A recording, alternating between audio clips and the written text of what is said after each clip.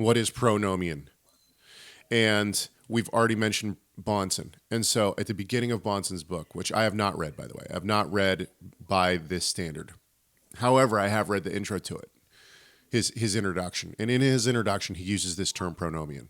He's the first one that I've found, and I could be wrong on this, but he's the first one that I've found that used the counter term to Luther's term antinomian. And what he says in that is interesting because he says that there are those who are antinomian who like basically say we're free in Christ to do whatever we want. Okay, but then he says, and then there's those who are pronomian, and he gives a spectrum.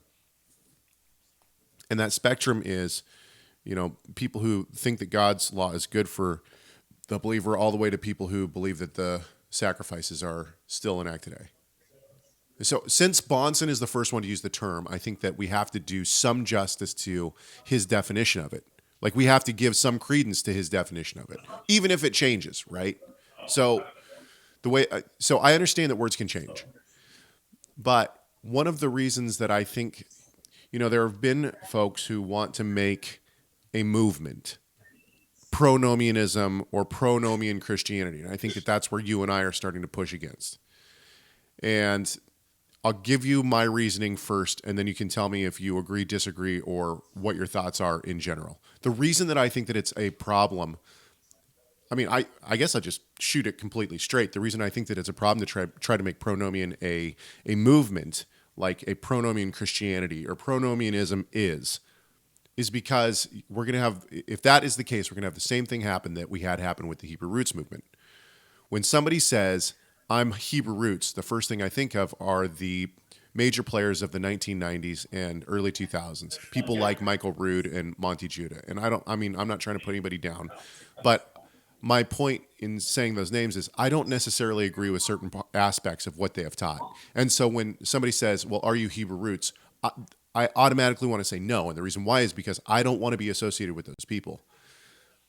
And I'm afraid that if we say, well, pronomian is, or pronomian Christianity is, what we're going to have is a group of people over here who are defining it in a certain way.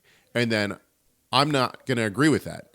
So am I pronomian? Yeah, I'm pro-law, but I think there's a sliding scale of what that is. Okay. And go. Yeah. So I think that I said a little bit of this in that article about, did you read any of that? Yeah. Okay. So I think there's naturally this desire for a lot of Christians who have been alienated. They're wanting to keep some of the festivals.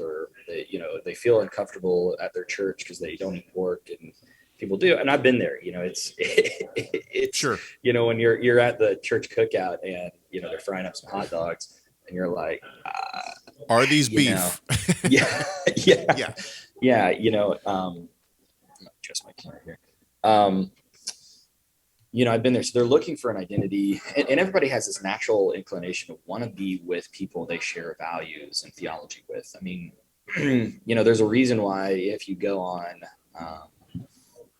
Facebook, people organize these groups based on theology. They want to have these discussions with people that believe similarly to themselves.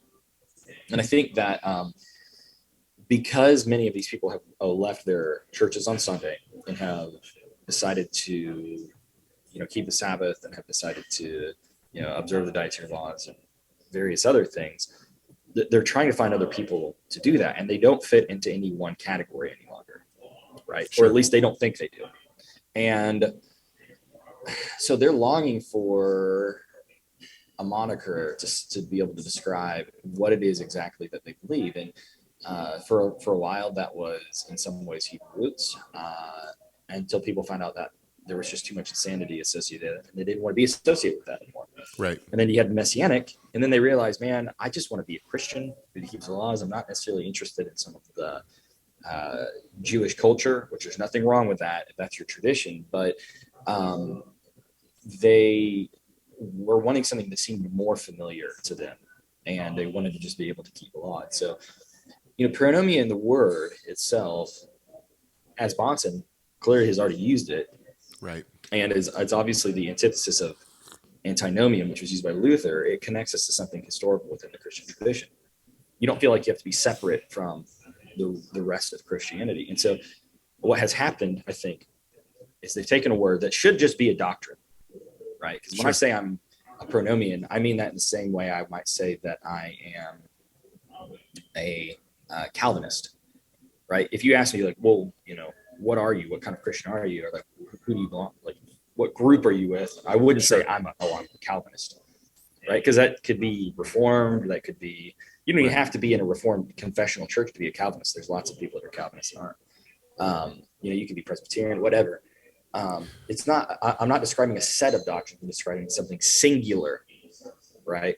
And I think that is how, unfortunately, they've taken this singular issue that doesn't mean anything more than um, one individual doctrine. And they're trying to attach all these other things to it so that they can have something that resembles Themselves. denominationalism. And yeah,